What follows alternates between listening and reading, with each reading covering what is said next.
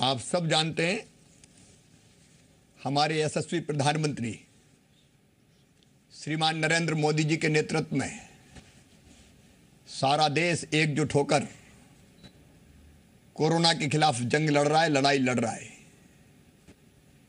मैं आप सबका हृदय से आभारी हूं।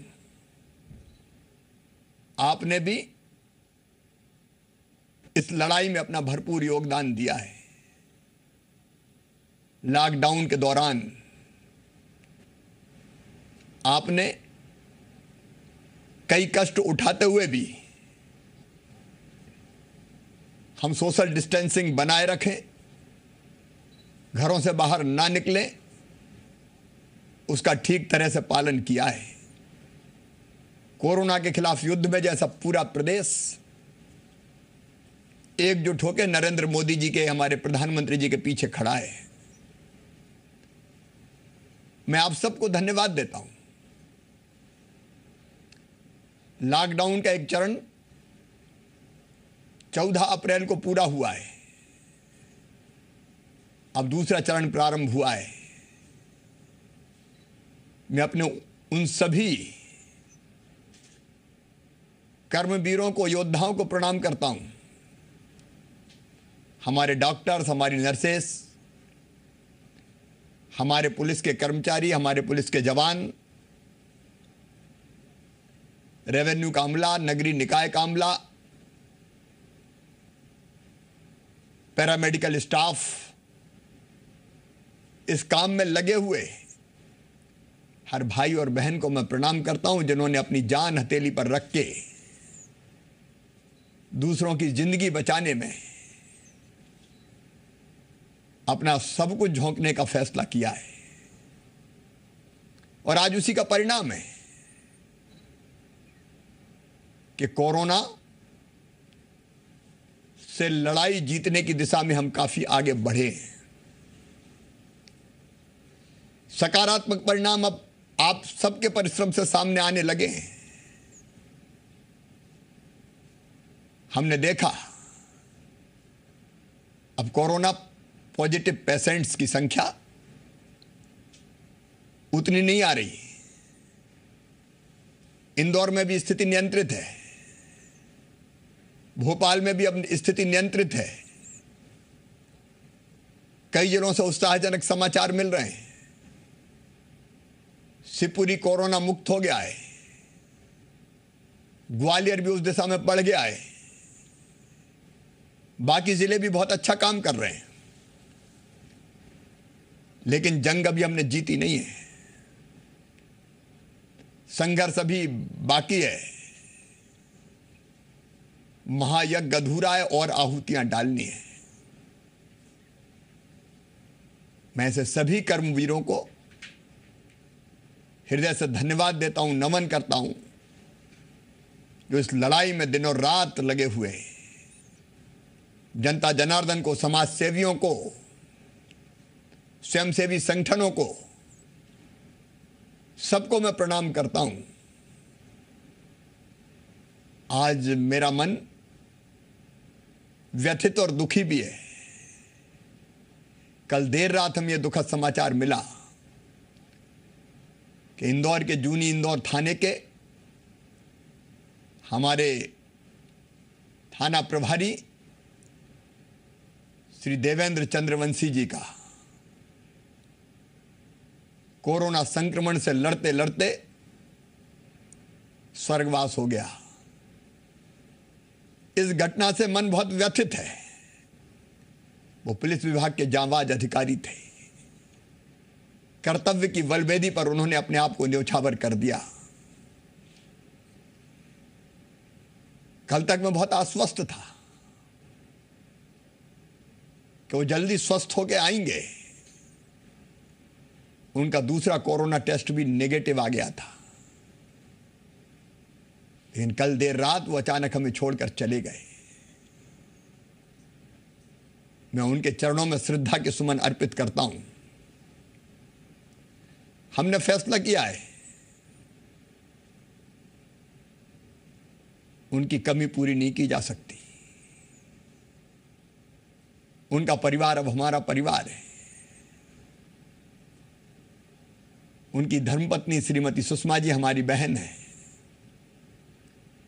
उस परिवार को 50 लाख रुपए की सम्मान निधि दी जाएगी। बहन सुषमा को सब इंस्पेक्टर के पद पर तत्काल नियुक्ति दी जाएगी। एक्स्ट्रा ऑर्डिनरी पेंशन, मतलब देवेंद्र जी जब रिटायर होते तब तक का पूरा वेतन उनको दिया जाएगा। हम उनको वापस नहीं ला सकते, लेकिन अकेला मैं नहीं, पूरा प्रदेश इस परिवार के साथ खड़ा है, बहन सुषमा के साथ खड़ा है। श्री देवेंद्र चंद्रवंशी जी को मरणोपरांत कर्मवीर पदक दिया जाएगा। कोरोना के खिलाफ लड़ाई लड़ने वाले हमारे पुलिस के जवानों, अधिकारियों, उत्कृष्ट काम करते हुए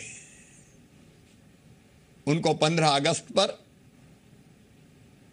कर्मवीर पदक से सम्मानित किया जाएगा। पुलिस के अलावा बाकी विभाग के जो हमारे कर्मचारी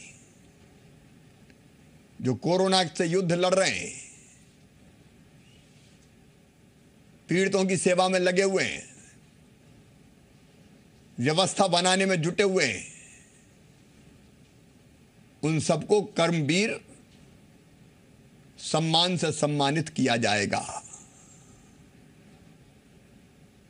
जो अपने आप को जोखिम में डाल के काम कर रहे हैं, प्रदेश उनको प्रणाम करता है और उनका पूरा सम्मान करेगा। हमें अपने अमले की पूरी चिंता है और इसलिए एक तरफ माननीय प्रधानमंत्री जी, उन्होंने स्वास्थ्य विभाग के सभी कर्मचारी अधिकारियों को 50 लाख के बीमा का सुरक्षा कवच दिया। हमने ये सुरक्षा कवच बाकी सभी विभाग के कर्मचारी अधिकारी जो इस काम में लगे हैं उन तक इसका विस्तार किया। हमने एक फैसला और किया कि स्वास्थ्य विभाग के हमारे वो कर्मचारी, डॉक्टर्स, नर्सेस, कंपाउंडर, सफाई कर्मी जो कोरोना पॉजिटिव मरीजों के निकट संपर्क में रह के उनकी सेवा करते हैं, उनकी सेवा अमूल्य है, उसका कोई मोल नहीं है, लेकिन उनको 10,000 रुपया प्रति माह की सम्मान निधि भेंट की जाएगी। यह सम्मान निधि हम उनको भी देंगे जो किसी भी विभाग के कर्मचारी हों, लेकिन कोरोना की लड़ाई लड़ते लड़ते अगर संक्रमित हो जाए तो इलाज तो हो गई, सम्मान निधि भी उनको भेंट की जाएगी। मेरे प्रिय बहनों और भाइयों, हम लड़ेंगे और हम जीतेंगे। आपने देखा कल ही इंदौर से, भोपाल से कोरोना के कई पेशेंट पूरी तरह से स्वस्थ होकर घर वापस लौटे। समय पर अगर इलाज करा लिया जाए तो कोरोना कोई बड़ी बीमारी नहीं है, सर्दी जुकाम जैसी है। लेकिन याद रखना, देर अगर कर दी तो ये जानलेवा हो जाती है। हमारे प्रधानमंत्री जी ने कहा था, जान है तो जहान है, तो जान की भी चिंता करनी, लेकिन फिर उन्होंने कहा कि जान भी है और जहान भी है। और इसलिए कल से जो भारत सरकार की गाइडलाइन है, उस गाइडलाइन के अंतर्गत हम कई तरह की आर्थिक गतिविधियां भी प्रारंभ करने वाले हैं।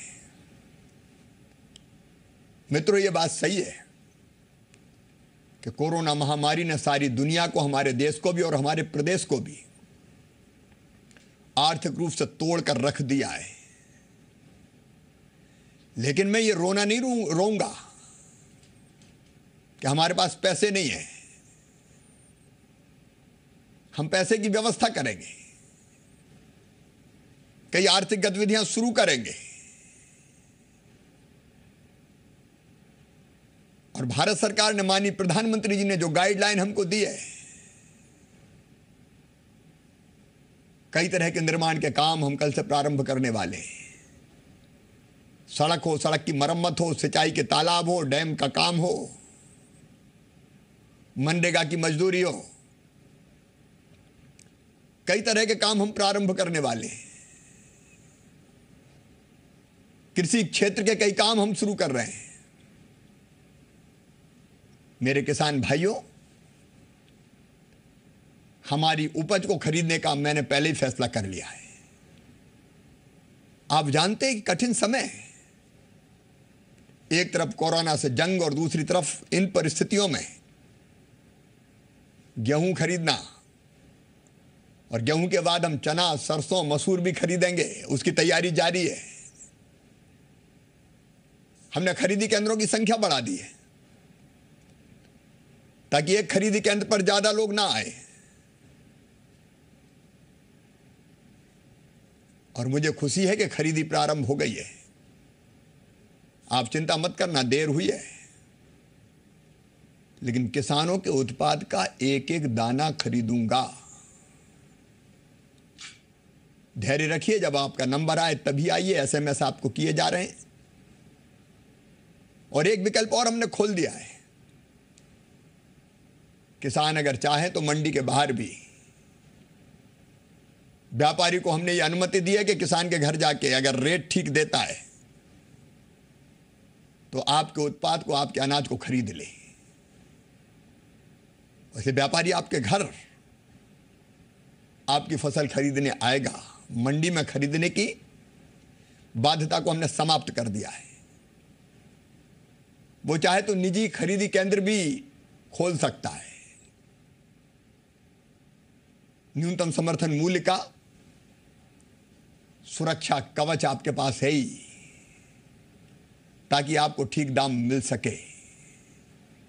मेरे प्रिय किसान भाइयों, निवेदन मेरा यही है कि खरीदी के समय सोशल डिस्टेंसिंग बनाए रखिए। एक साथ बड़ी संख्या में मत आइए, जिसको बुलाया जाए वही आइए। मास्क लगा के आइए। और अपन तो किसान है, गमछे का भी मास्क बनता है अगर धुला हुआ साबुन से हो तो। जो गाइडलाइन उसका पालन कीजिए। और एक बात और बताते हुए मुझे आज प्रसन्नता है, पिछली सरकार ने फसल बीमा योजना का प्रीमियम नहीं भरा। 18-19 की खरीफ की फसल, रबी की फसल, उसने बीमा का पैसा मिला ही नहीं किसान को। मैंने आते ही फैसला कर लिया है, 2200 करोड़ रुपया प्रीमियम हमने जमा कर दिया है। और अगले हफ्ते ही लाखों किसानों के खाते में लगभग 3000 करोड़ रुपया डाला जाएगा। मैं किसान के अधिकार को छीनने नहीं दूंगा। परिस्थितियां कठिन होती रहे, लेकिन आपका हक आपको मिलेगा। आगे और भी कदम उठाएंगे। आर्थिक गतिविधियां शुरू होगी तो मजदूरों को मजदूरी मिलेगी। मनरेगा जैसे काम व्यापक पैमाने पर शुरू करेंगे। तेंदुपत्ते की तुड़ाई शुरू होगी। महुए का फूल खरीदेंगे, करंज का बीज खरीदेंगे, महुए की गुल्ली खरीदेंगे, शहद हो, साल का बीज हो। और अगर इसके दाम कम मिले तो हमने सबके दाम तय कर दिए। न्यूनतम समर्थन मूल्य तय करके वनोपज संघ से खरीदी करवाऊंगा ताकि गरीब को पूरा दाम मिल सके। एक ही आग्रह मेरा है, चाहे हम निर्माण के काम शुरू करने जाएं, उद्योग जगत को भी हमने छूट दी है। वो सावधानियों के साथ जो भारत सरकार की गाइडलाइन, उनका पालन करते हुए अपने उद्योग चालू कर सकते हैं। लेकिन शर्त है, नंबर 1, हमने प्रदेश को 3 हिस्सों में बांटा है। नंबर 1 वो जिले जो संक्रमण से मुक्त हैं। हमारे आधे जिले लगभग संक्रमण से मुक्त हैं। वहां लॉकडाउन के नियमों का पालन करते हुए निश्चित दूरी बनाए रखते हुए आर्थिक, औद्योगिक, खेती की सारी गतिविधियां चालू की जाएंगी, निर्माण के काम चालू किए जाएंगे। दूसरे वो जिले हैं जिनका कोई एक शहर हॉट स्पॉट है या वहां कंटेनमेंट एरिया हमने बना रखा है। उस कंटेनमेंट एरिया को छोड़ के वहां से कोई बाहर नहीं जाएगा, कोई अंदर नहीं आएगा। उसको छोड़कर बाकी इलाके जो सामान्य हैं वहां इस तरह की गतिविधियां चालू करेंगे। लेकिन जहां संक्रमण की स्थिति अभी गंभीर है, इंदौर, भोपाल, उज्जैन जैसे जिलों को छूट नहीं मिलेगी, क्योंकि हमारी पहली चिंता लोगों की जिंदगी है। और इसलिए व्यापक पैमाने पर कई जगह आर्थिक गतिविधियां शुरू होकर काम मिलना प्रारंभ हो जाएगा। जहां सामान्य परिस्थितियां हैं वहां दुकानें वगैरह, किराने की दुकान से लेकर बाकी जरूरी चीजों की दुकानें, वो भी खुलना शुरू होंगी। मैं ऑनलाइन ट्रेडिंग जैसी व्यवस्था का ज्यादा पक्षधर नहीं हूं, क्योंकि मेरे गरीब छोटे छोटे व्यापारी, उनका काम धंधा भी मुझे चलाना है। लेकिन एक बात याद रखें, ये सारी छूट अगर किसी को उद्योग चलाना है तो कोई कंटेनमेंट एरिया से, संक्रमित इलाकों से कोई मजदूर नहीं आएगा, ना वहां कोई जाएगा। भोपाल, इंदौर के बारे में मैंने पहले ही बताया। मैं तो बल्लभ भवन तक अभी नहीं खोल रहा हूं, क्योंकि यहां संक्रमण को नियंत्रित करने में हम लगे हुए हैं। अब ये सुखद समाचार मिल रहे हैं कि पॉजिटिव पेशेंट बहुत कम आ रहे हैं, लेकिन अभी हमें सावधान तो रहना पड़ेगा। बाहर निकलेंगे तो मास्क लगा के ही निकलेंगे, कोई कहीं थूकेगा नहीं। गुटखा पर मैं प्रतिबंध लगा रहा हूं। ये गुटखा नहीं चलेगा, नहीं तो गुटखा खाया और थूक दिया। शराब का सेवन नहीं हो सकेगा। काम करते हुए उस पर भी प्रतिबंध है। और जो मजदूर आ जाएंगे वो ऐसे शहरों से आए जिसके किसी एरिया को अगर हमने कंटेनमेंट एरिया बना रखा है तो फिर वापस नहीं जाएंगे, उनको कैंप में ही व्यवस्था करनी होगी। बुजुर्ग नहीं निकलेंगे घर से बाहर, क्योंकि उनकी जिंदगी को ज्यादा खतरा होता है। बच्चे नहीं निकलेंगे, बीमार नहीं निकलेंगे, जिनको फेफड़े संबंधी कोई भी बीमारी है, किसी और गंभीर बीमारी से ग्रसित है, उनको कोरोना वायरस जल्दी घातक साबित होता है। तो ये सारी सावधानियां रखते हुए सरकारी दफ्तर भी मैंने बताया कि हम ऐसे नहीं खोलेंगे कि खोला और भीड़ आ गई। ये खतरा ना हम नहीं उठा सकते। मेरे प्रिय बहनों और भाइयों, ये चुनौती है हमारे प्रदेश के सामने, कोरोना की चुनौती। इससे लड़के इसको हम खत्म करेंगे, ये जज्बा हमारे अंदर है। आप सबसे प्रार्थना है, हौसला रखिए, हिम्मत से लड़िए। और लड़ना मतलब मिलने जुलने की संपर्क की कड़ियों को तोड़ देना, उसका पालन कीजिए। इलाज के मामले में हम कोई कसर नहीं छोड़ रहे हैं। देश और दुनिया में जो बेहतर हो सकता है वो करने की कोशिश कर रहे हैं। आगे भी इन प्रयासों को जारी रखेंगे। और एक बात और कह दूं, मैं चुनौती तो है, लेकिन इस चुनौती को मैं अवसर में बदल कर ही चैन की सांस लूंगा। इस चुनौती के बीच से नए सिरे से प्रदेश को खड़ा करना है, नई राह पे प्रदेश को चलाना है। इसलिए आने वाले समय में अनेकों योजनाएं मेरे दिमाग में हैं, गरीबों के लिए, किसानों के लिए, माताओं बहनों के लिए, भांजे भांजियों के लिए, आर्थिक मंदी से प्रदेश को उबारने के लिए। उसमें हम कोई कसर नहीं छोड़ेंगे। बस आप सबसे यही निवेदन है, संकट के समय मध्य प्रदेश की 7.5 करोड़ जनता एकजुट हो। एकजुटता का परिचय आपने दिया है, अपवाद अगर छोड़ दें तो सारा प्रदेश एक है। मिलके हम लड़ रहे हैं, मिलके हम इस कोरोना को भी पराजित करेंगे और नए सिरे से अपने मध्य प्रदेश को खड़ा करेंगे।